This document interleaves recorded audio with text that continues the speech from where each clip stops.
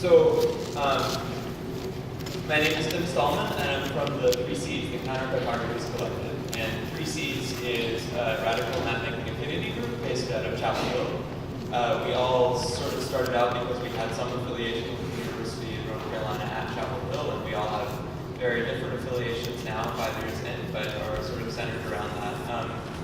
We tend to focus on the university as a space of intervention because we all came out of doing different kinds of organizing, and myself doing labor organizing as an undergrad, and realizing that there's a lot of ways in which universities aren't taken as sites where you can do work, where you can do real work. You have to go somewhere else to do real work. You have to go into the community, which is somehow not, like universities aren't communities. You all do co-ops. Probably know a lot about that critique already. So we make maps from our own position, and we make maps of the way universities work and the way folks might intervene in universities to make them work differently. But today I'm not going to talk so much about that, except as an example. I'm going to talk about maps, how maps work, and how maps might work differently, and how we might use maps to make a world that works differently.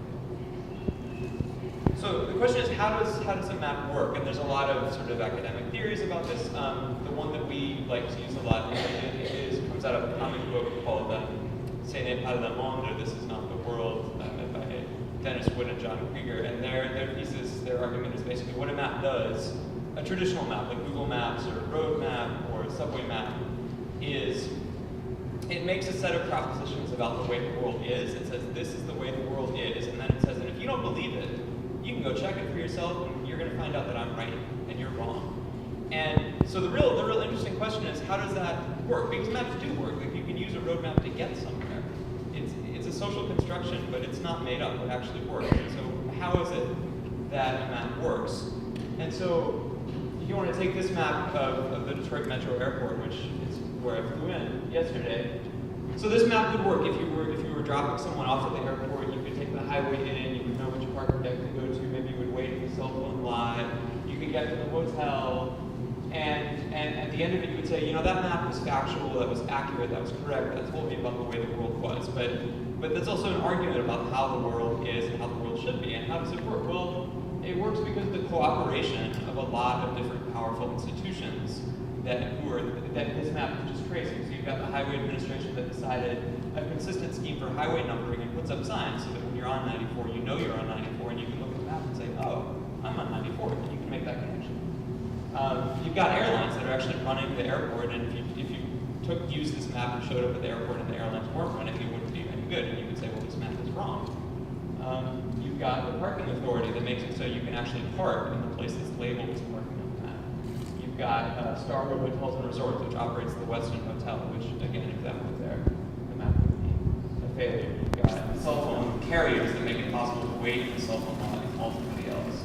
And it goes on and on. The city of Ann Arbor, there's an airport in Ann Arbor. Ann Arbor has to exist for that error to make sense, right? Michigan Department of Transportation, the industry time, highway maintenance. So the point is that conventional maps, conventional geographical maps that kind of appear as true, consistent records of the way the world is, are actually traces of networks of power, and predominantly state power and power of capital, that produce a world. And they produce a very particular world.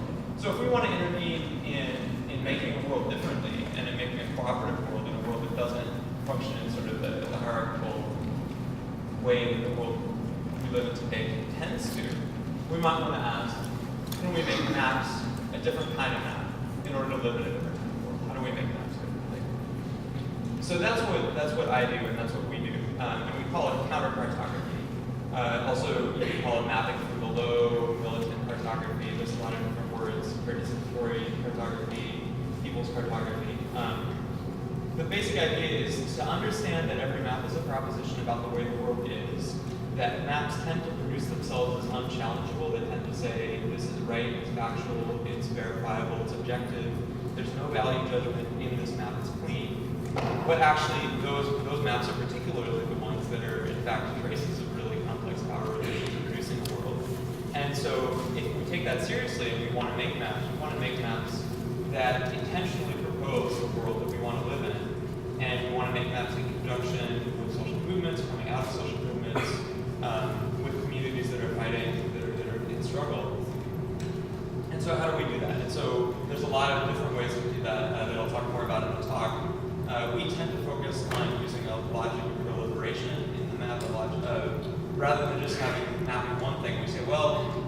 is this way. I mean, it is the way that highway map proposes, but it's also a lot of other ways. So let's make a lot of different maps, all the different ways the world is and could be, and that way kind of undermine the idea that there's one factual picture of the world that the map proposes.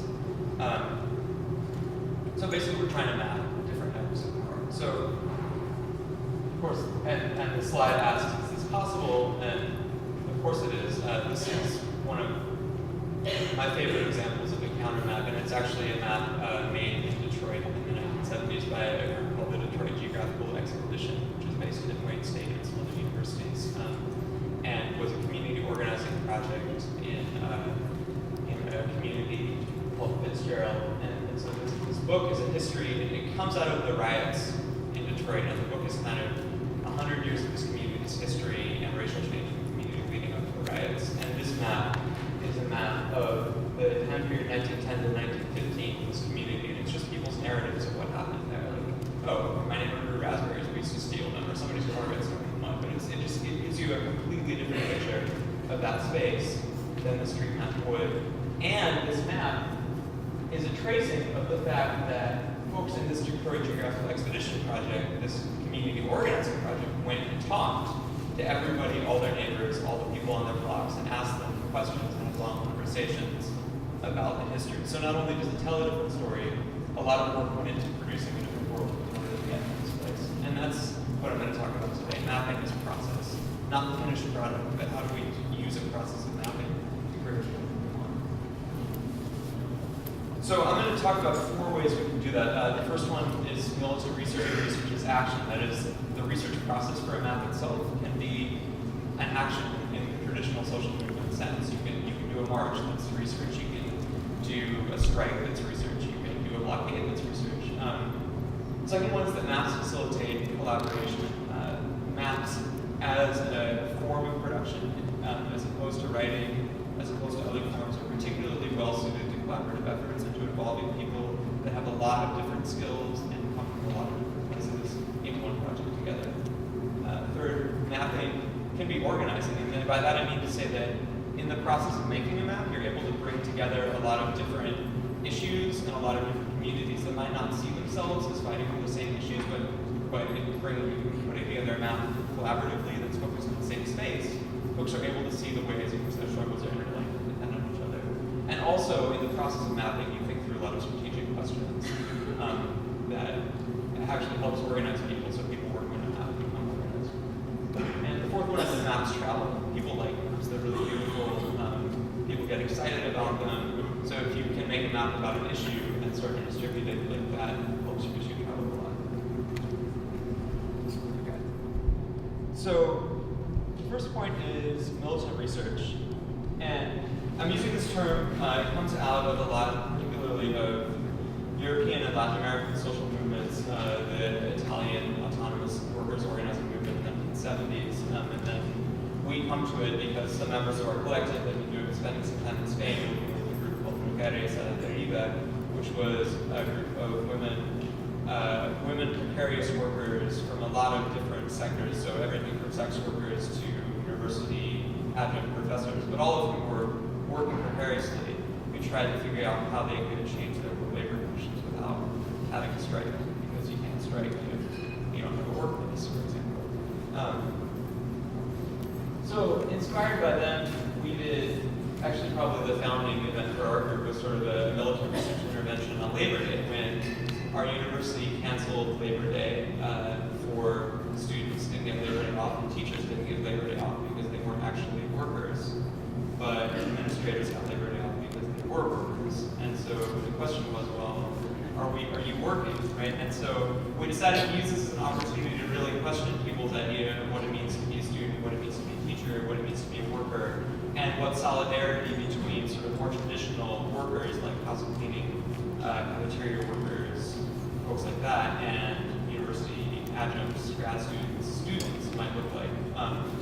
So we set up in the main area of campus, and we asked people to map out where they saw labor on campus. And so the reason we talk about that as militant research is research in action, is because we're out there. In many ways, it looked like a protest. We had a lot of signage, we had a lot of things. We were trying to raise consciousness about an issue, but we were doing research. We were asking people to answer research questions and to do research, but because we were asking people to think about their own status as workers, we were also organizing them at the same time.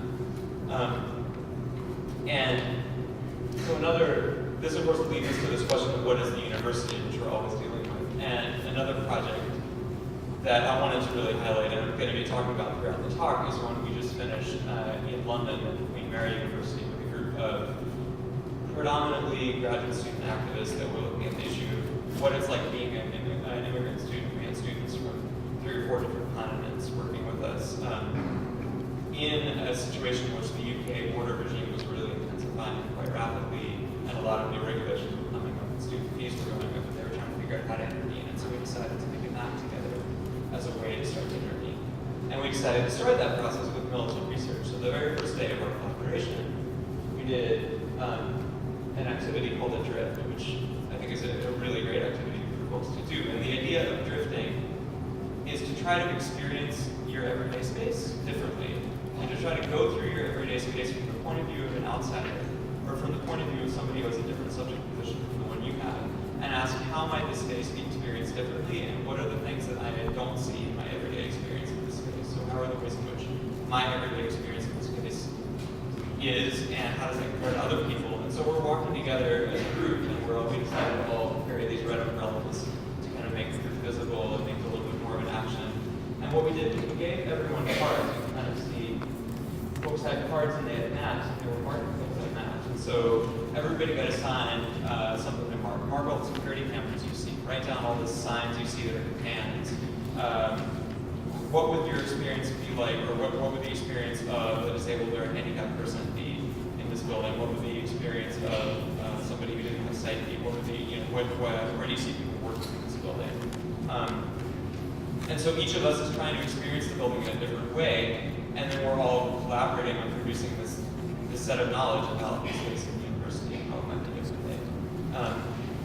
And again, you can see here we are again. And one of the neat things about this was we were doing this with folks that had been at this university for years and years and years, but a lot of them had never left their building. They'd never opened the door that says do not enter. They'd never gone around back of the building to see where the trash gets collected. They'd never thought about that certain parts of the building are just actually inaccessible. I was the person that had to map out handicap access, and I was always 10 minutes behind the rest of the group trying to find the stairwell. So in this case, we decided to do a lot of hand-drawn stuff, and it was actually really important in the process, because in the process of drawing, you have to make a lot of decisions about how to represent an issue. So if we're drawing students coming in, there were already 2 days of conversations about how do you draw a student, what is a student, and if we want to make one icon that would work for students from the United States, from Pakistan, from China, from Nigeria, what icon do we use? And so we ended up deciding to use this idea of a brain that when students come into the university, they're sort of filtered through this mechanism that sees them as only a brain with feet, and that sort of actually attempts to erase a lot of markers of difference by the time they get in. Of course, their filtering mechanisms to keep people out based on that difference as well. But so this whole process of just of deciding how to draw an icon became the site of a lot of really important organizing and strategy conversations for our collective.